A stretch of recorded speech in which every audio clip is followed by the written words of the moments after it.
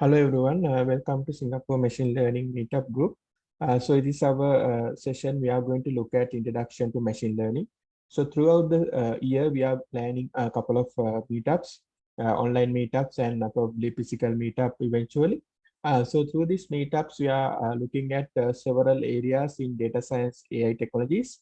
So we are looking at technologies, how we can get started with the language and how we can look at the Python language. And also we are looking at things like cloud ML technologies, NLP, going into deep learning, looking at more advanced technologies like that, even things like reinforcement learning. So today's AI become more advanced, and we have now a lot of cloud technologies also to support with the capabilities of AI. So today's session will be a getting started session, how you can get started with the AI technologies. So you can come from different background, doesn't matter. We can start from any point of your background. So there are a lot of tools out there for you to get started with the AI machine learning. There are a lot of cloud tools as well as Python based programming tool. So if you are already a programmer, you can use some of the Python based tool. If you are new to programming, you can use the cloud-based tools also to get started with the machine learning. So this will be a high-level overview, and some practical also we discuss toward the end of the session. So we look at if you can ask the questions as well. If you have any concerns, you can ask the questions also, and we'll be recording this session also. Then you can also take a look at it and practice these things also after the meetup. Okay. So the topic of the day is Introduction to Machine Learning. So we look at how you can get started with the machine learning technologies. This is brought to you by Blue Chip Technologies Asia, collaboration with Blue Chip Training. So we are doing development training consulting throughout the APAC region as a sponsor for this event. Okay, so we look at the opportunities in the AI sector. So there's a huge opportunity.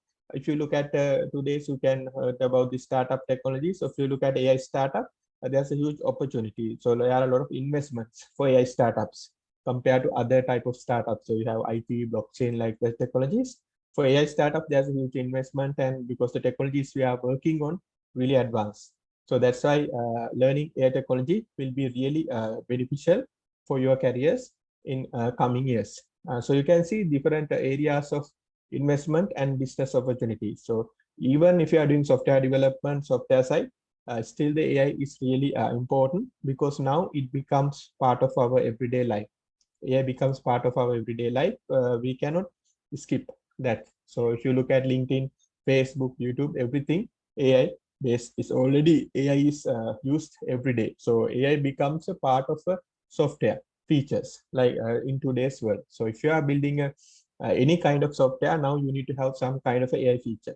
So that is the new type of software. And also there are purely 100% AI based automated softwares also we can create. So you can see connection with AI with other technologies. So one of the biggest connection you can see with the cloud computing, where because we need the infrastructure to run the AI technology, especially a lot of computing power. The machine learning AI provide a lot of this computing power.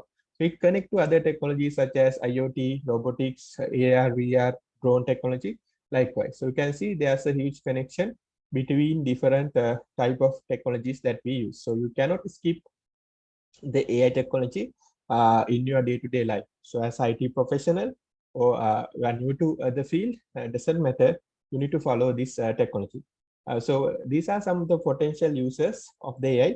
So you can see it can use for improve workflow, analyzing a large data sets, improve the customer experience. If you look at a lot of digital experience nowadays are automated. So you can fully automate digital experience, and you can use chatbots, things like that to automate that experience. So you'll get a really good kind of experience as a user. And also as a platform provider, you don't need to spend much of time spending in terms of doing a lot of manual work. So it can handle routine tasks. It can automate IT infrastructure, IoT implementation, likewise. So there are a lot of opportunities out there, a lot of things we can add AI capabilities, and we can improve the performance of our overall applications. So you can see the main benefit of the AI is cost saving. So you can save potential cost. It could be manual work that can be automated, or it can be like detecting some frauds. In banks, you use a lot of fraud detection. Later, we look at some of the use cases. So, in banks, we can use for a lot of fraud detection. Then it's cost saving cost, because if there's a fraudulent scenario, what happens is it's a huge cost for the organization. So because of that, it's a huge benefit to save the cost. Handling repetitive tasks. So if a user doing same thing again and again, it's a every day doing the same thing. So there's a RPA technology also where we can use to automate this repetitive task, and ability to handle it large scale. So it automatically automated and large scale we can have, and also we can personalize.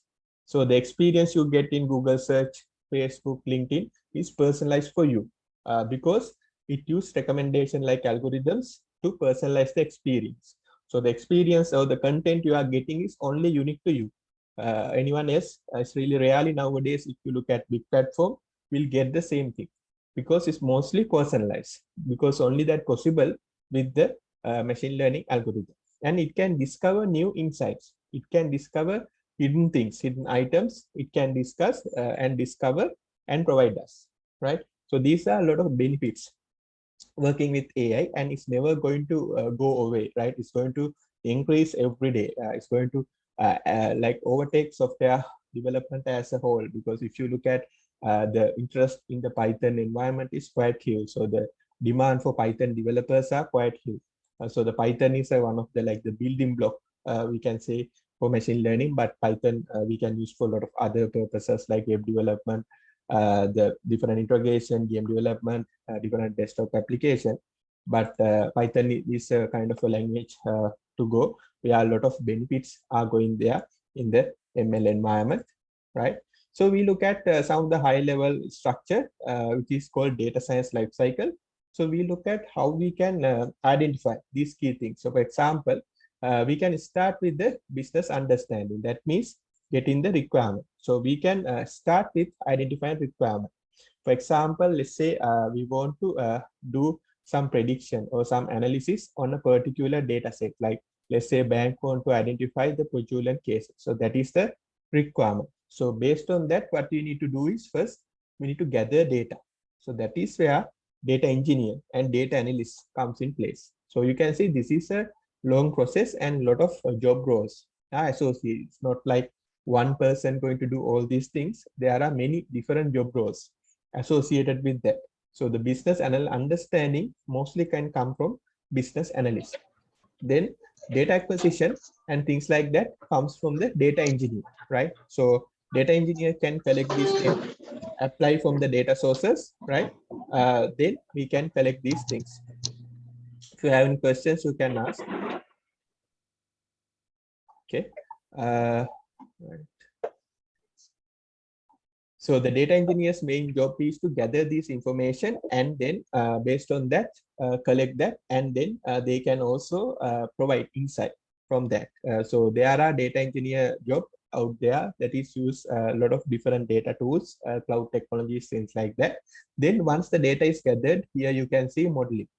So that is where the machine learning comes in place, data science, machine learning. So if you dig deeper in this scope, there's again a lot of subsection of job roles are there. The ML engineer, ML ops engineer, data scientist, then tool, the Python, the framework developer. So likewise, there are a lot of deep learning engineer. So likewise, there are a lot of sub jobs are available. For example, if you look at a large AI company, AI startup or AI big scale AI company, the team is quite big. So the number of job roles and the sub job areas are quite big. So that's why it's a huge scope. There are a lot of things to learn and a lot of things to adapt, but only one person can good with only one area. So they need to know all the things, but just want to have a good understanding about the workflow. That is really helpful for you to go forward with the maybe job or professional or startup, any field within this AI scope. Okay, so what is machine learning is computer learns from data in order to provide predictive analytics. So if you go to Amazon or Shopify, it's providing a recommendation. If you buy a product, it will provide a recommendation. So that is using recommendation algorithm. For example, if you go to YouTube, YouTube is recommending videos. If you go to LinkedIn, it's recommending professionals. So this is called recommendation algorithm. So it's a one type of machine learning algorithm that is there. So using that, we can build this. So the YouTube, the main feature is how you can recommend, how you engage with the you like the customer. So you go to more YouTube by because you are looking at your favorite videos. So the main reason for that is they are using the recommendation algorithm. Similar in Netflix as well. So Netflix, their biggest business model is to keep you engaged. So how they can keep you engaged? They look at your history. They look at what the movies you have watched. Based on that, they will recommend. So if you are looking for sci-fi, those kind of category, then they will recommend within that category. So nowadays, this algorithm become more advanced, so they can predict very well. This algorithm, especially the recommendation algorithm, they can predict super well compared to previously. Because another thing in this algorithm is these are keep improving. When you feed more and more data, it's keep improving. That's the other beauty of this algorithm. The another type of algorithm is self-driving cars. That is called reinforcement learning. That means it can learn on its own, like based on the type of data that we provided, it can learn on its own. So that is another new type of learning technique we'll discuss in coming meetups. So that is like without providing any data, we can do this. That is called reinforcement learning. So the self-driving car is a one output. Even you have seen like Elon Musk that rockets like landing on its own. So that is part of the reinforcement learning. So in the reinforcement learning, we don't need any data. It's just learn. The algorithm will learn based on its environment. It's like we are doing self-learning, something like that. For other type of machine learning, we need to feed in data. Without data, we cannot do machine learning, deep learning. We need lot of data. But for reinforcement learning, we don't need data. What we need is give the environment and condition, and we can build. We are looking to have like a different session in the meetups. We'll have a separate session to discuss reinforcement learning and what are the applications on that and what are the benefits like that. But this is a more like a introduction session. So you can see the timeline of AI. So it's spanned from 1950s. But what happened is in the recent past, due to the advancement of computing, we can see a lot of cloud computing. Because of that, we can create these things much more effectively. Like if you can, like you can see, you can now create like a 1 gigabyte or 1 gigabyte of RAM in the Azure cloud much more easily, like within 1 or 2 minutes, like that. So because of that, we can easily prove these points. Earlier, what we had is we didn't have enough computing. If you look at machine learning, started in 1980s, but at that time we didn't have enough computing to prove these theories, because this algorithm actually coming from the research. So there need to be a research done in this algorithm and need to approve. It is part of the thesis or PhD. This research are going to happen. So based on that, the open source community will apply that research into an actual framework. So then we can use this like Python frameworks. Then we can apply that particular algorithm in our application. But nowadays, due to cloud computing and the technology advancement, within the research publication, within few days or weeks, that algorithm we can use in our application. That is the advancement. Earlier, it not used to be like that. It will take at least a couple of months to just to drill down the algorithm and write in like a programmable way. But now, within few days, that algorithm will be available in the popular machine learning packages. Then another aspect of that is deep learning. So the deep learning will look at more advanced type of data. For example, image data, audio data. Likewise, so if you have, let's say, let's say if you want to analyze audio files, then we need to use deep learning. Let's say you want to analyze video files. For example, you want to analyze a video for provide analytics, right? For security, CCTV footage, or let's say sport scenario. So likewise, you want to analyze an image, so analyzing image. So these things actually part of the deep learning, because you need to train your machine much more advanced, like creating a what we call a neural network. So using neural network only, we can create a deep learning framework and then we can get a prediction. So there we need more computing. For example, in machine learning, we can get one prediction at a time. Let's say, for example, you can take out your mobile phones and see what is the tomorrow weather in Singapore looks like. That is using machine learning.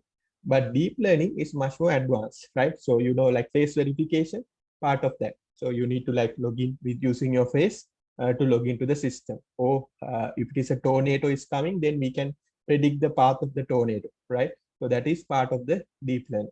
So then the popular one you can see now in Gmail and Office 365, when you reply, you get a part of the reply code suggestions. That is deep learning. So using neural network, we can do that. We can predict what is the next part of the text going to be. You can see it's not 100% accurate, but it's helpful. Some of the parts are helpful in generating rest of the word, but you can see it's not 100% accurate, but we can save a little bit of our time using that feature. So both Office 365 and Gmail providing that service, you need don't to type entire thing, just part of the thing, you'll get the rest of the code. So that is deep learning. So you can see now we are in a new era where we can use these technologies in a much more advanced full manner and it's also simplified. It's not that much complex also. That's the other beauty. So where we see these things integrated in much more simplified way, where we can do a lot of things in a short amount of period, short amount of tasks. That's why you can see a lot of AI startups, AI companies, even like corporates going with AI projects because of that reason. Because it takes less amount of time to complete the project, complete the particular task, and we can go to market much more easily with the AI products. So let's look at some use cases. So these use cases are standard use cases, but we can go even more deeper into these use cases. So I'll start with HR. So the HR, let's say a large MNC with 1,000 plus, or let's say 5,000 employees. Then there's the biggest risk for the organization is if the people left next day or suddenly, right? So where in the ML, we can create a model that can predict the attrition detection. You can see the second one, the attrition detection. That means we can predict who's the next employee have a chance to leave the organization. So the HR manager, if they can get that information, it will be really useful. They can use that information to improve their processes, right? So that is actually comes from the telecom industry, which is we call churn. So a lot of telecom, the companies providers using this. Using churn, we can predict who's the next subscriber going to leave the network. So what is the advantage?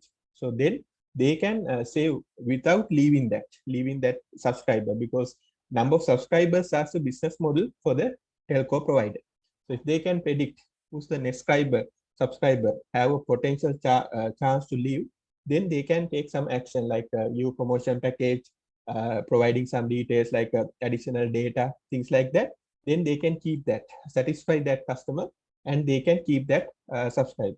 So similarly, that similar technique is used in the HR to detect who's the next employee going to leave. And again, remember, if you have like 10, 20 employees, you cannot do this. If there's not enough data, but 1,000 plus 5,000 employee large MNC, we can easily do this because we have a lot of data points and a lot of variation to predict this.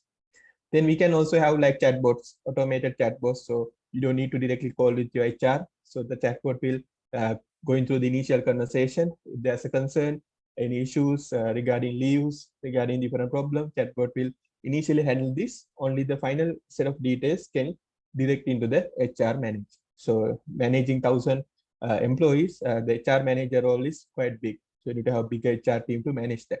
So with this, we can reduce. Then recommendation. So we can recommend different job roles, different tasks within the organization. You know, the inter-organization transfers, things like that, we can predict based on the person, because, you know, the person is really good with certain skills. Then when the same company, if they transfer into a different job role, if that person is not satisfied, the person going to leave. So the recommendation helps you to predict what is the another set of tasks or the job roles that this person can take. That is also useful factor for the organization. Then these are some other use cases. HR we discussed. Finance, we can detect who's the things like financial frauds. That is one of the common machine learning, deep learning model. So we can detect credit card frauds, insurance frauds, things like that. Before it's happening, we can get some identification when this happening. So that is one of the indication that's used in the banks at the moment to detect this. Then in the medical sector, we can use to detect diseases, cancer, cancer disease, then diabetic cholesterol, things like that. Also, like we can predict how many number of days the person going to stay at the hospital. Then there are some COVID-19 related medical predictions also recently. Some predictions are created. Then the telecom industry, you can see the churn. As I mentioned, the customer churn is one of the key things. We can predict who's the next subscriber going to leave. So this is a really valuable factor for the organization. And what are the data points we need? We need the person's calling information, not the actual call itself, but the data points. That means how many minutes called, what is the data usage, what is SMS usage, things like that. We don't need the actual content, but it's just a number, statistics. So based on the statistics, we can feed into the ML algorithm. Then algorithm can predict these things. And again, now we need to also look at the AI guidelines and ethics and things like that also. These frameworks also comes into play in Singapore and a lot of countries where it says like we need to like make sure that the data reside within the boundaries and we cannot like unharmfully use this data, things like that. So we need to follow these guidelines also when you are creating this algorithm. For example, the data statistics level we can get, but we cannot read the actual SMS or call. We can listen to the voice if there's not permission given from the subscriber, right? So those things we need to make sure we are following the correct guidelines. There are different frameworks out there, and depend on the country and the region, there are different guidelines, and there are now new some AI guidelines frameworks are coming in terms of data collection. So we need to follow this also when we are now creating the projects. So the retail side, we can do the prediction of price of the retail. So what is the price of the product going to be? So again, we need to keep in mind, we need to add things like inflation, the central bank data, things like that, in order to fine tune the price. Then insurance, we can get the insurance price details, the prediction, whether they are going to buy the product, things like that. The e-commerce, the main thing is the recommendation. So Amazon right now have the #1 recommendation, then followed by other e-commerce giants, because e-commerce, what you need to is you need to engage your customer, right? So the customer purchase one item, then what are the second item that person going to buy? So if you can predict that correctly, that is the win for the organization. You can see actually the main success becomes the AI, not the website itself, right? Because AI can predict the next item. Let's say I buy a PlayStation, then what's the next item I'm going to buy? So if they can predict that accurately, not even 100%, but some accuracy, then they can engage the user with the platform. So that is the main business driver at the moment in all these platforms. That is the success, because everyone can create a site easily, but this model fine tuning will become more, because bigger platforms will get bigger data set.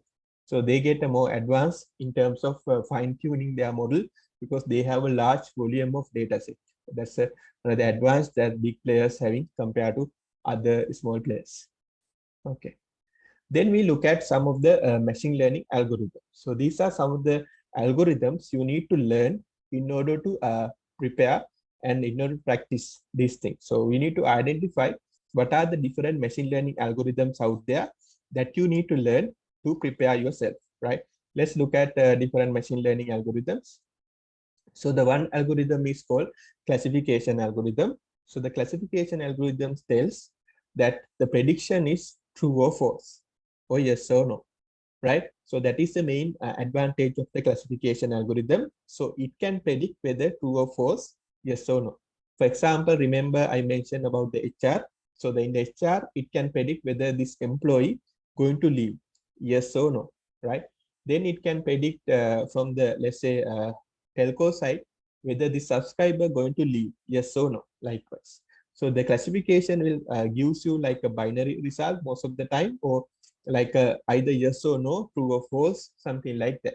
So within the classification, then there are a lot of sub algorithms are there. But as a beginner, you need to familiar with the more high level these algorithms. Then you can follow up later with the more advanced sub algorithms. Then this one, second one, which is you can see anomaly detection algorithm. So for example, you can check your spam box in your Gmail or Office 365 mails. That is using anomaly detection algorithm. How it's doing? It's checking the keywords in your text, right? It's checking the keyword in your text. If things become suspicious, then it's going into the spam folder, right? But sometimes you can say it's not 100% accurate. Your important mails also goes into the spam folder, right? Because that is how they set up website, and there are a lot of reasons to that. But you can see sometimes your important emails from different like clients or customers will go into the spam folder because this algorithm might not 100% accurate. Even we are using the latest technologies. Even if you look at giants like Google and Microsoft, if you go to email inboxes, even today I found like the original mail, but it's went in the spam. So likewise, you can see still there, but it's a continuous journey. Like these are keep improving, right? This AI is not like from this thing like end of the next month it need to be 100% or 99% accurate. It's just keep on improving, right? Even big players understand that, right? Because otherwise we can argue like these companies need to have 100% accurate algorithm, but you can see it's not, because important mails still get into spam. So that means not accurate 100%, but still they keep on improving and they save our time, because otherwise what happen? The main idea on that is harmful email like virus or some spam will not see us. We are not going to click that. So that is actually serving its purpose, right? So anomaly detection, again, you can use for banking purpose like financial fraud detection, things like that. Also, we can use for networking related in order to predict the network intrusion, network attacks. So the computer network side also, we can use the anomaly detection algorithm. So that is another beauty of this area. This is actually cross-domain. That means this can apply almost all the industries, right? That is one of the beauty. If you look at some technologies, those are limited into specific industry. But AI is not like that. It's multi-domain. You can apply for many industries. You can apply for agriculture to predict harvesting, right? You can apply for the space or the space technology to predict the asteroid hit, things like that. Different simulations, predictions, things like that. Weather patterns, you can see every day our mobile apps. Tomorrow's weather prediction comes from machine learning. So that means applying into weather, in finance, HR, right? All these sectors. So you can see it's cross domain. So that's the AI is one of the technology that really goes to cross domain. There are only few technologies out there that goes into multi domains feature. Even nowadays, you can see if you look at new drug creation for new RNA and DNA based drug creation, they use machine learning to get a new kind of features. Then what is the advantage? We can surpass the bacteria because it can predict a new kind of a solution without we manually picking and putting the dots, right? So if the AI can predict that, then it will be much more faster than a human. So then there's a AI now generate voices, right? Generate natural voices. Then there's a now AI that generate music, generate photos, things like that. So that is becoming more and more natural. But these things, one of the disadvantages, these things are differentiate from one another because we don't have a generalized AI at the moment. That means one AI can do all these things like a human being. We don't have that. It's just a scattered. So they are good at one thing, but they are not going to good at other thing. That's a separate project. Likewise. So that's a scattered kind of AI that we have at the moment. It's not a generalized AI. Still, we are not having that at the moment, but we can service purpose of whatever the task we need is really good than human. Like the spam detection, you can see it's automated and it's really good than a human. Then the recommendation. So likewise. Okay. Then this is a much more popular algorithm, which is a regression algorithm. It can predict how much, how many. So the exact number it can predict using the regression algorithm. So this is one of the key algorithm that we can use to predict the exact number. So even your mobile application, you can check your weather. It uses a regression algorithm to predict the exact number. So this is one of the easiest algorithm that we can also use in our projects. because it's much more simplified. We can easily use this algorithm as well.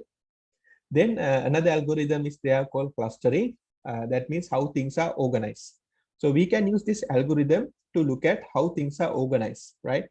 So for example, it can detect hidden patterns in the data. Maybe some of you have used BI technologies like Power BI or Tabular. So in that, we can visualize the analytics and things like that. But in the clustering technology, what happened is it's going to show you some hidden fields. Let's say we input HR dataset, so it's going to show hidden pattern. So pattern like these type of like employees have more chance to like working really good in the specific organization, right? So likewise, different pattern that is not available. So this type of clients being more revenue because of this reason. So likewise, it shows this pattern that normally not visible through BI or standard softwares, is standard visualization. So that is called clustering. That means using clustering technique, it will analyze and put this data into different groups. So these groups have common kind of a feature within this data set. So one example is K-mean clustering. This algorithm you can use to behavior segmentation. So we can segment by user purchase, history, interest, things like that. So that is one of the ways that we can use the cluster. Okay. Then the popular one is the recommendation. As I mentioned, every day we are part of this recommendation algorithm. If you go to Netflix, it recommended us movies. If you go to YouTube, if you go to Facebook, LinkedIn, any site, it will recommend us with the content or the users, right? So that is used in the recommendation algorithm. Amazon use the e-commerce recommendation. Booking.com shows you recommended hotels. So likewise, all these platforms, major platforms out there using the recommendation. So our lives actually decided by this. Most of our life will be decided by the recommendation algorithm. What we are going to do next in LinkedIn, what we are going to do next in Facebook, in YouTube, Netflix, like that. So that is become everyday thing. If the algorithm getting better, that means we are spending more time in that platform, right? That is because of the advancement of the algorithm, right? So that is you can see how powerful these algorithms are because of that reason. So because they keep you engaged more and more. That is the main beauty of the recommendation algorithm. It will provide something you like, your personalized things, right? So that is one of the beauty of this recommendation algorithm. Then we look at some of the languages you need to learn in order to get familiar or get really good understanding with the machine learning. So there are mainly two languages you need to learn. So you can see one side we have Python and we have R. So R is now a little bit fading away from the industry because R is the one actually started all this back in the day. But now Python becomes so powerful. We can do a lot of things in Python, any area in machine learning, now easily targeted, any sector, any area, easily targeted in Python. And there's a huge demand for Python, and it's keep growing. It's not going to slow down anytime soon. And Python, we can again use Python is not only for machine learning or AI related. It can use for, as I mentioned, web development, game development, different type of desktop application development, payment integration. There's a web framework called Django. So likewise, a lot of different areas are there. So the traditional Python developer might work in different areas, but the machine learning based or data scientists will work on the Python that is more toward these frameworks. But learning Python and learning these technologies will be really advancement because now we have these Python integrated into even database technologies, cloud interfaces, all these places running in Python at the moment. So there's a huge play here. It become one of the main languages. It used to be, different languages earlier. Now it becomes, if you can check language rankings, Python becomes stay a lot of in the top of the list because of that reason. Then Python have its own set of the set of syntaxes and setup that is a little bit different from a traditional C# Java language that you need to also familiar when you're implementing the code. So then there are some other tools that help us with the work that we are going to do. So one tool is called Azure Machine Learning.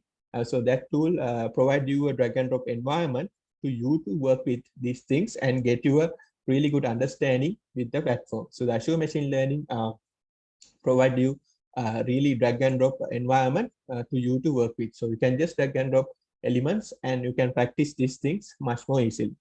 And also now all the cloud players out there providing entirely suite of ML capabilities, AI capabilities, right?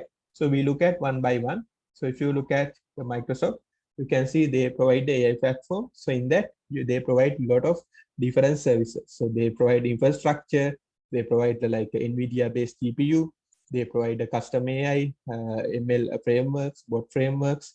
So likewise, you can see they are providing deep learning frameworks, computing power. So likewise, all these cloud players, not only Microsoft, providing these kind of capabilities because they also believe AI is a really advancement technology that we need.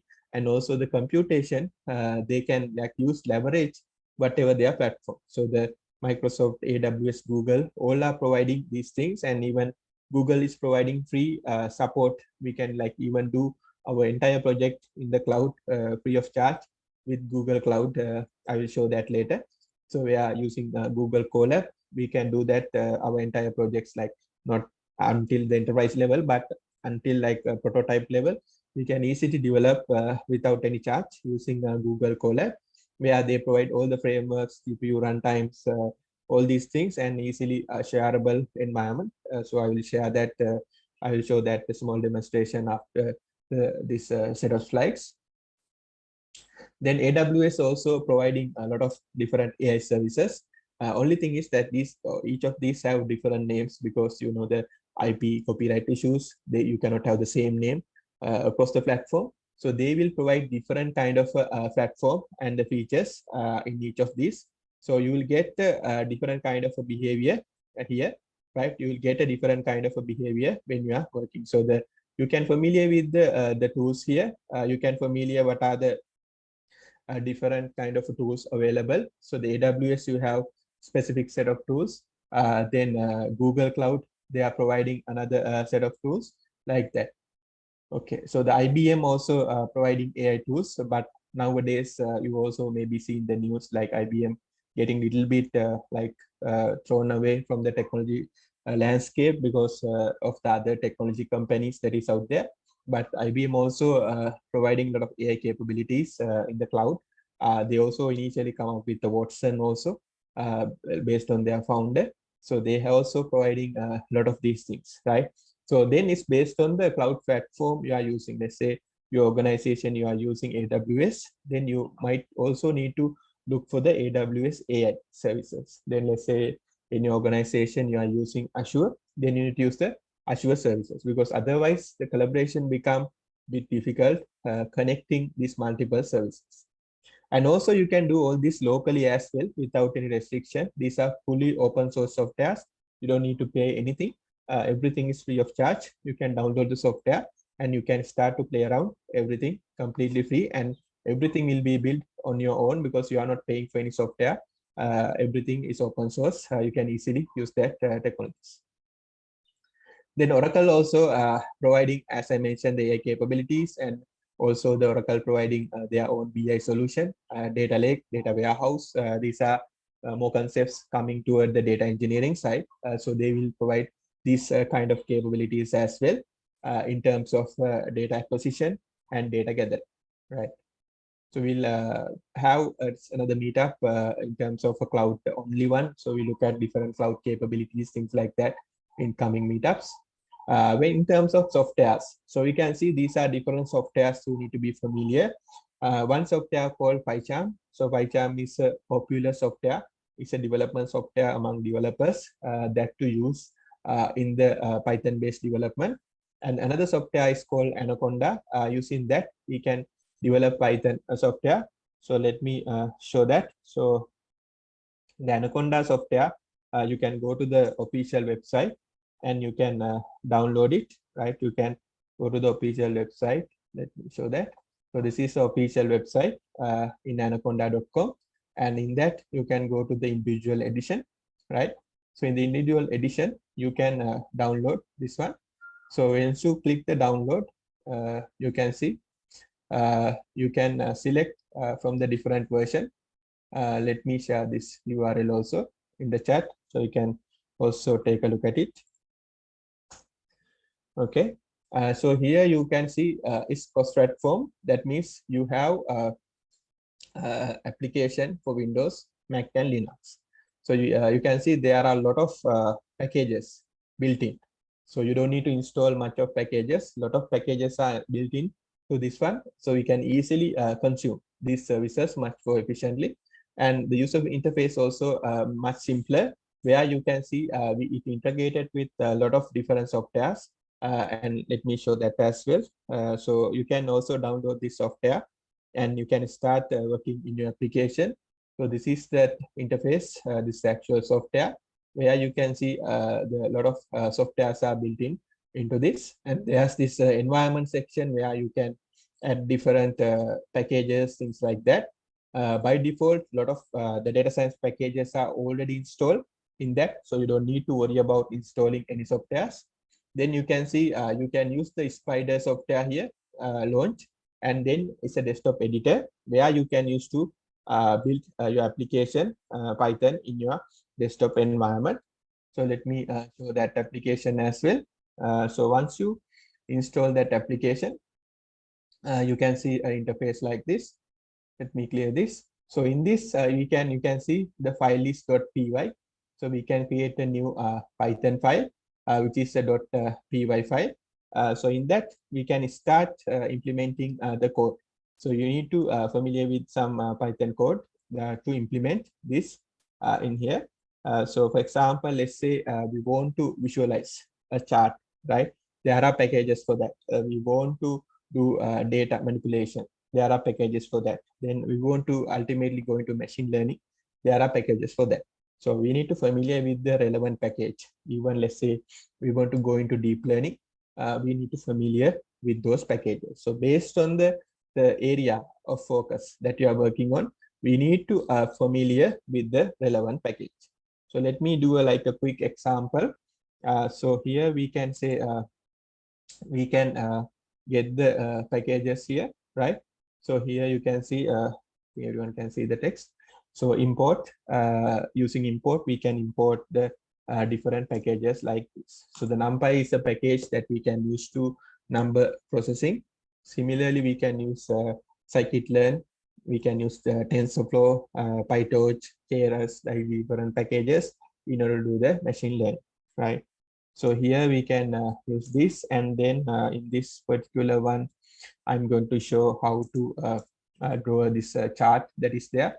So for that, we are going to use a visualization package. Let's say matplotlib, right? So you can see when you type the part of the code, it will also populate it. So you don't need to type entire thing, but that is not machine learning. It is just like intelligence. Pyplot as PLT like this. Then once you initiate that two library packages, what you can do is we can start working on the our code. So we can set up our data x-axis, y-axis, and we can start working on that code, right? So we can say np.arrange, right? We can set up the initial data to visualize our chart. So these are some of the data points that's going in to make the calculation. np.py value, and then 0.1. Then we can get the y value, which is np.sign x. Then even we can get some text, which is a plt.title. Right, then we can say sine waveform form like this. Then we can use the so here in p.arrange. So you can see if any errors, it will show us, right? Then we can visualize. We can visualize the chart. We can say plt.plot.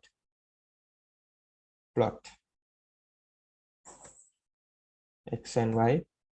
Then finally plt.show. Right, so this method will visualize the chart. Right, this method will visualize the chart. Right, Okay, 0.1. Okay, like this. Let me remove this.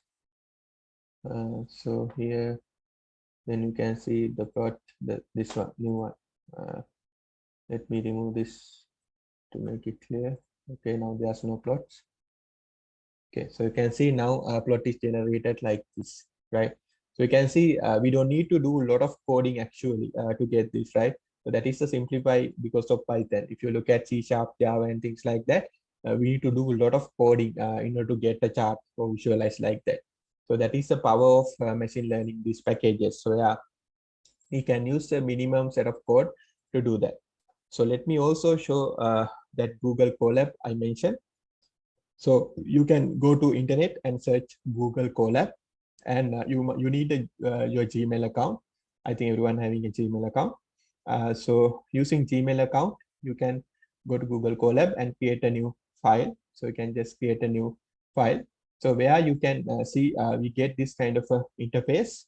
We call this as a Jupyter notebook. We call this as a Jupyter notebook.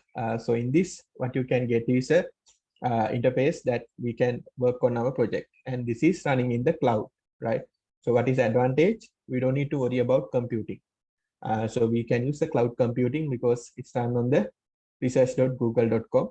So we don't need to worry about that. And in terms of how many files or the projects that you can create, there's no limitation they have given. And here they are providing like the configurations and different configurations, and you can share with your teammates. They can also look at your code and you can collaborate. And here you can upload your files. Let's say you have a data set, CSV data set, you can upload your files and you can save your work. Also, you can copy it to a, you can save it to a GitHub. You can save it here. You can save it, locate, you can connect to a Google Drive. You can share with another person, and also you can download. You can download the file, Python file or IPYNB. So IPYNB is called a Jupyter Notebook. If you're familiar with some of the basics, you heard the software called Jupyter Notebook. So Jupyter Notebook is a software that we are using to work on the data science, machine learning related projects. So you can see you can even download the file locally like this. Then you have a local copy, or you can run it in the cloud as well, right? Like this. So we can try the same code that we did earlier, right? So to save the time, let me copy that. Right. So here the same code we are running here. So you can see you'll get the output, right? So you can see very simplified because here you get like a flow, right? Because you can have these different cells created, and also in between cells you can describe, right? Like you can add a text, right?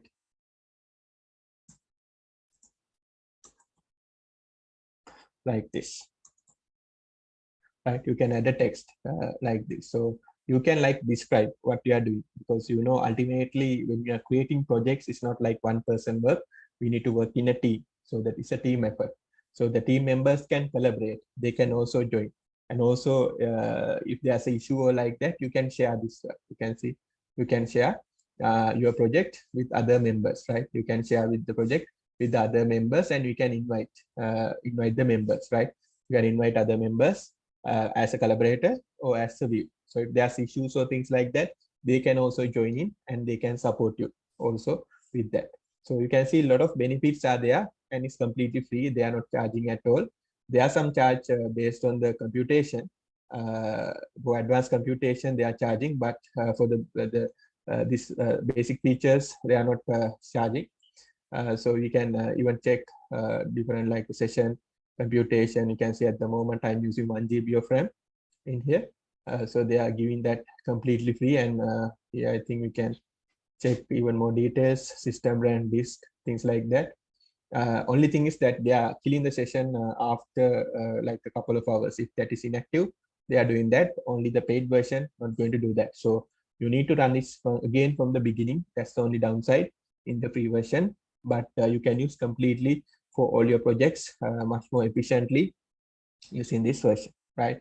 So I think everyone take a note. Maybe you can also try in your projects. This is easy because everyone can try online. They can share, collaborate. It's easy. because in this tool, thing is like you need to download, you need to install, you need to configure. If there's not enough package, you need to install the package, everything, right? And it's heavy, like it uses your local computing to run this code, right? So if I execute this, it uses our local machine configuration computing to do that. But if I run this in my computer, it won't take anything. It's just use the cloud computing to do that, and it's completely free of charge. They are giving. There are some limits, but you can do, as I mentioned, even enterprise level projects up to like prototype some level you can do. After that, of course, there are some paid features in terms of Google Cloud, but you can do a lot of work actually much easily and efficiently. Like more than the payment, actually, it's really powerful where we get all these things much more efficiently. And once you add the collaborator, they will get even notifications, things like that. As you can see, have auto save feature. Like you are, it's like you are working on a Google Drive. Like it's like you are actually like typing a document in a Google Drive or working on Excel in the Google Drive. You can do your project in this kind of a more collaborative environment. So Microsoft also had a similar tool, but they recently stopped working on that because like many millions of users can create this, right? Instance, like I can create any number of things. So then how much computing you need to have that, right? They are giving this as completely free service. So they manage all this service for free of charge. But for us, we can create any number of sessions, any number of things without any restriction, and they give admin access also to in terms of installation package, data access, everything. We have the directly full access. We can use that as well. Okay. Okay, so let me go back to the slide. Our time's also running up. Another software we can use is the VSCode. So VSCode also a powerful software that we can use to use this development. So that is also enable a lot of these built-in charts. Then Anaconda software, I mentioned that we can use it, and we can use it for data science purposes. And it's again open source, free of charge. There are a paid version, but this is providing completely free of charge where we can use it, right? In the Azure ML algorithms, you can see this is that cloud tool I mentioned. In that, you can just find these specific algorithms online, and you can just drag and drop into your environment, and you can use it much more effectively in your application, right? Okay, so that is the last part. Okay, any questions you are having? Any questions you can ask? Yeah, we are running the last few minutes of the meetup. If you have any questions, you can ask.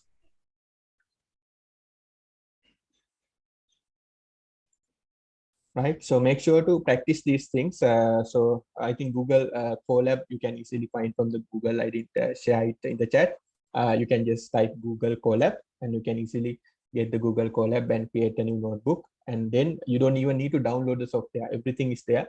You just need to practice the projects and things like that. They also have sample projects, things like that. Maybe in the next meetup, we look at some of the NLP techniques, how we can do the language understanding, text analytics, things like that. So for that one, we use Google Colab, and we'll do practicals, some practice and some areas in that. So that is quite a huge area, natural language understanding, where text to speech, speech to text, and language speaking, things like that is there. It's quite an interesting area. We are working on like several projects in this, so it's a really interesting area. That's why Google also having things like Google Alexa, things like Google having the Google softwares, then the Alexa, things like that. All these because of that reason. So if you have any questions, you can ask. Any questions at the moment? You can ask. We are running the last few minutes of the session, and also let me summarize what we did today. Also, so we start with yeah. Any questions? I just wanted to ask regarding this machine learning, right? Which certification is good for getting the good hands-on and in terms of overall practicing machine learning? Yeah, so there are like a couple of certification. I would recommend like you need to get a certification that internationally recognized. For that, we can use the Microsoft certification. So the Microsoft certifications are available. I will share the link as well.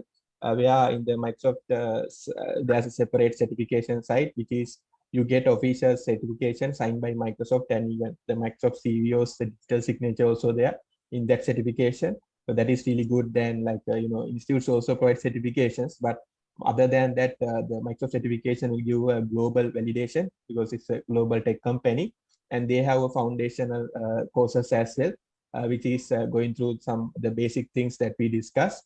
And based on that, you can take the exam, and then you can do everything online as well. That is another advantage. You don't need to go to an exam center. Everything is online. You can schedule your exam and do it online. There's a person actually like watching you while you are doing the exam, but you can do it like your home, like in your room. And once you pass the exam, then you get a digital certification within a couple of minutes. Yeah. Okay, if I complete this certification and assuming that I'm doing the self learning, right, for machine learning, do you think after that, in terms of overall knowledge on to the machine learning, I'll be good enough? Yeah, of course. So in the certification, they are looking at several areas. So like you can see, this is the a fundamental certification in Microsoft. So they are looking at several areas. You can download this and see what are the areas they look at, the key things. Based on that, you can go through the content like self-learn, these things, and then you can follow and you can do the exam, right? So there are some learning content also available in this site as well. Yeah, you can follow, but this is not only enough. You need to follow a little bit more advanced things in terms of content. Then you can look at here, they are providing like what are the things they measure in terms of the exam. And then if you pass, you'll get this certified. So Microsoft Certified Azure AI Fundamentals, this certification will awarded based on that. So let me share this also in the chat so you can take a look at it. Okay, thank you. Sure, sure. Okay, so what we did today is like we look at the use cases on AI, how we can leverage the AI technology, and what are the different potential learning AI and even like get certified in the AI technologies. Then we look at several algorithms that is out there in terms of AI. So you need to use this in every day to day when you are working with the AI technologies. We look at those areas. Then the machine learning languages, the Python becomes more critical. Then we look at cloud technologies. Later we'll have some meetups specifically dedicated to cloud AI technologies. Then there are different cloud AI, and based on that also you can find different certifications as well. I only shared the Microsoft AI certification, but you can easily find AWS AI certification, IBM AI certification, Oracle AI. Likewise, you don't need to do all, but you can pick one technology and you can do the relevant exam based on that. Then we look at some of the softwares that we need, and the Anaconda environment, that this is the environment. You can also download this software and practice your machine learning and Python code in this. And also you can use the Google Collab environment to practice these things to get a good understanding about the environment. And if you're having any questions, you can email right to us and we'll happy to help. Yeah, so you can take note of the our email addresses. And if you have any questions, also you can ask. We have another 2 minutes before we wrap up today's meeting. Yeah, hi. Yeah, this is Balchandra. I just wanted to have a use case with the time series data for financial data stock analysis. So, like, what are the best suitable libraries or kind of tools which we could be most suitable? Can you please, as I'm a beginner, so exploring the things, so it would help. Yeah. If you can. Yeah, so if you are going with cloud in the Azure ML, there are some tools out there. Or if you are going with Python directly in the Python, there are using scikit-learn. There are some packages for time series analysis. So where you need to first ingest your data, that means collect the data from different sources and put into a central. So based on the technology you are using, if it is a cloud, you need to connect with the cloud data warehouse or the data pipeline, and then we can use the machine learning on top of that. So there are a specific set of algorithms we can select. So I would recommend using scikit-learn, and in that we can find the time series based data algorithms to predict the next set of data and results. Okay, scikit. Okay, yeah. Thanks for thank you. Okay, sure. Any other questions?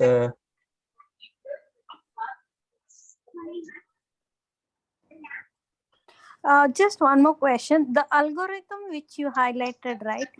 This one will remain same across all the we have this AWS, Microsoft, Google, Oracle, and other things, right? So across all models, the algorithm functionality will remain the same, right? Yeah, correct. Because algorithm is actually comes from the research. As I mentioned earlier, algorithm is comes from the research. So we cannot change the algorithm. So based on the algorithm, these providers are assigning different frameworks. So in the Azure, in the AWS, they are integrating. So even scikit-learn package integrated into AWS like that. But you cannot change the algorithm. There's no way to change the algorithm because it's a published research. You cannot change at all. So it's the foundation. So based on that, on top of that, you will get frameworks, other tools that, for example, if you go to Azure ML, you can just drag and drop that algorithm. But in other tools, you need to type the code like that. But the fundamentals of the algorithm, you cannot change at all.